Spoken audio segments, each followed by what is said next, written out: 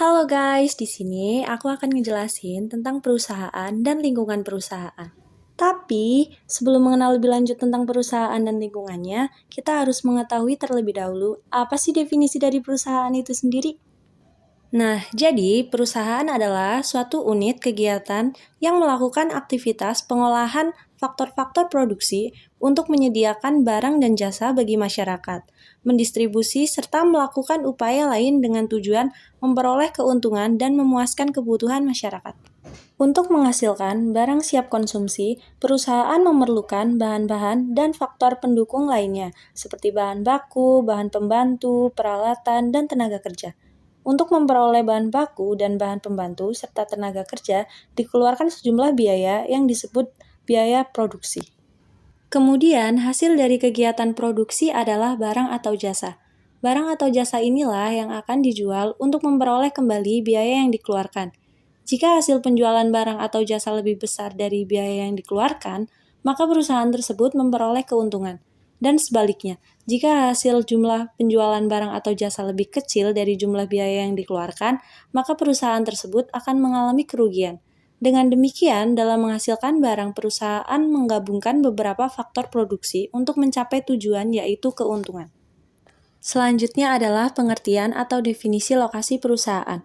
Lokasi perusahaan adalah suatu tempat di mana perusahaan itu melakukan kegiatan fisik. Kedudukan perusahaan dapat berbeda dengan lokasi perusahaan, karena kedudukan perusahaan adalah kantor pusat dari kegiatan fisik perusahaan. Contohnya, bentuk lokasi perusahaan adalah pabrik tempat memproduksi barang. Ada beberapa faktor pokok penentu pemilihan lokasi industri. Yang pertama adalah letak dari sumber bahan mentah untuk produksi. Yang kedua adalah letak dari pasar konsumen. Yang ketiga, ketersediaan tenaga kerja. Yang keempat, ketersediaan pengangkutan atau transportasi. Dan yang kelima adalah ketersediaan energi. Terdapat 4 jenis lokasi perusahaan, yaitu sebagai berikut. Yang pertama yaitu lokasi perusahaan yang ditetapkan pemerintah. Lokasi ini sudah ditetapkan dan tidak bisa seenaknya membangun perusahaan di luar lokasi yang telah ditentukan. Contohnya adalah seperti kawasan industri Cikarang, Pulau Gadung, dan lain sebagainya. Jenis lokasi perusahaan yang kedua adalah lokasi perusahaan yang mengikuti sejarah. Lokasi perusahaan yang dipilih biasanya memiliki nilai sejarah tertentu yang dapat memberikan pengaruh pada kegiatan bisnis. Misalnya seperti membangun perusahaan udang di Cirebon yang merupakan kota udang, atau membangun usaha pendidikan di Yogyakarta yang telah terkenal sebagai kota pelajar. Yang ketiga adalah lokasi perusahaan yang mengikuti kondisi alam. Lokasi perusahaan ini tidak bisa dipilih-pilih karena sudah dipilihkan oleh alam. Contohnya adalah tambang aspal di Buton, tambang Kasalam di Bontang, Kalimantan Timur, dan sebagainya. Jenis lokasi perusahaan yang terakhir atau yang keempat yaitu lokasi perusahaan yang mengikuti faktor-faktor ekonomi. Lokasi perusahaan jenis ini pemilihannya dipengaruhi oleh banyak faktor ekonomi, seperti faktor ketersediaan tenaga kerja, faktor kedekatan dengan pasar, ketersediaan bahan baku, dan lain-lain. Yang selanjutnya adalah penjelasan dari perusahaan dan lembaga sosial. Perusahaan adalah suatu unit kegiatan produksi yang menyediakan barang dan jasa bagi masyarakat. Jadi bukan untuk mencapai keuntungan maksimal, tapi juga mempunyai tujuan membuka kesempatan kerja, pertimbangan politik, dan upaya pengabdian kepada masyarakat. Tujuan pendirian perusahaan yang kedua yaitu tujuan sosial. Dalam tujuan sosial, perusahaan memperhatikan keinginan investor, karyawan, penyedia, faktor-faktor produksi, maupun masyarakat luas. Kedua tujuan tersebut saling mendukung untuk mencapai tujuan utama perusahaan, yaitu memberi kepuasan kepada keinginan konsumen ataupun pelanggan. Perusahaan sebagai suatu sifat sistem. Nah, apa sih yang dimaksud perusahaan sebagai suatu sifat sistem? Jadi, yang dimaksud ini adalah suatu kesatuan dari unit-unit yang saling berinteraksi baik secara langsung maupun tidak langsung dalam rangka untuk mencapai tujuan tertentu. Nah, perusahaan adalah suatu sistem karena perusahaan ini merupakan kombinasi dari berbagai sumber ekonomi, baik secara langsung maupun tidak langsung, yang akan mempengaruhi proses produksi serta distribusi barang dan jasa untuk mencapai tujuan tertentu. Nah, antara lainnya ini meliputi keuntungan, pemenuhan kebutuhan masyarakat, maupun tanggung jawab sosial, yaitu ditujukan kepada yang pertama kepada pemilik modal yang bertugas untuk mengelola keuangan dan kemajuan perusahaan. Yang kedua ini kepada lembaga peneliti untuk membantu pendanaan. Yang ketiga kepada pekerja untuk membayar gaji dan memenuhi fasilitas kerja. Nah, yang keempat ini kepada konsumen untuk menyediakan barang dan jasa yang bagus. Yang terakhir kepada pemerintah untuk membayar pajak. Sifat sistem perusahaan. Yang pertama itu ada kompleks, yang kedua sebagai suatu kesatuan atau unit, yang ketiga sifatnya beragam, yang keempat saling tergantung, dan yang kelima itu ada dinamis. Fungsi-fungsi perusahaan. Nah, jadi di dalam fungsi-fungsi perusahaan ini terdapat dua fungsi perusahaan.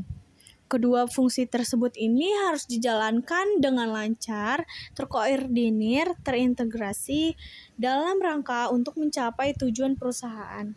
Yaitu yang pertama ada fungsi operasi. Fungsi operasi ini meliputi pembelian dan produksi, pemasaran, keuangan, personalia, fungsi operasi perusahaan, akuntansi, administrasi, teknologi informasi, komunikasi, pelayanan umum. Yang kedua ada fungsi manajemen, meliputi perencanaan, pengorganisasian, pengarah, pengendalian. Nah, apabila keduanya berjalan dengan baik, maka perusahaan akan menjalankan operasinya dengan lancar, dengan terkoordinasi, terintegrasi dalam rangka untuk mencapai tujuan. Ciri-ciri perusahaan yaitu memiliki kekhasan yang membuat perusahaan bersangkutan mudah dikenali. Ciri-ciri umumnya itu yang pertama ada operatif, yang kedua ada koordinatif, yang ketiga ada reguler, yang keempat ada dinamis, yang kelima itu formal, yang keenam lokasi, dan yang ketujuh itu pelayanan bersyarat atau pasca pembelian. Berbagai macam lingkungan perusahaan dan pengaruhnya terhadap perusahaan. Lingkungan eksternal perusahaan ini yang berpengaruh itu tidak langsung berpengaruh terhadap kegiatan perusahaan. Lingkungan eksternal perusahaan dapat dibedakan menjadi 3. Yang pertama ada lingkungan eksternal makro, yang kedua ada lingkungan eksternal mikro, dan yang ketiga ada lingkungan internal.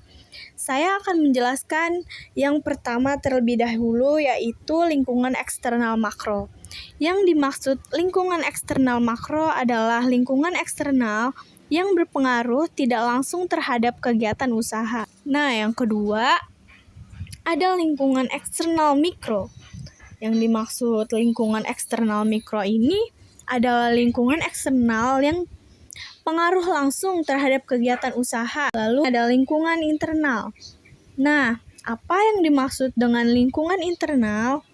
Lingkungan internal adalah faktor-faktor yang berada dalam kegiatan produksi dan langsung mempengaruhi hasil produksi. Contohnya yang pertama ada tenaga kerja, yang kedua ada peralatan dan mesin, yang ketiga permodalan atau pemilik, investor, bisa juga pengelola dana.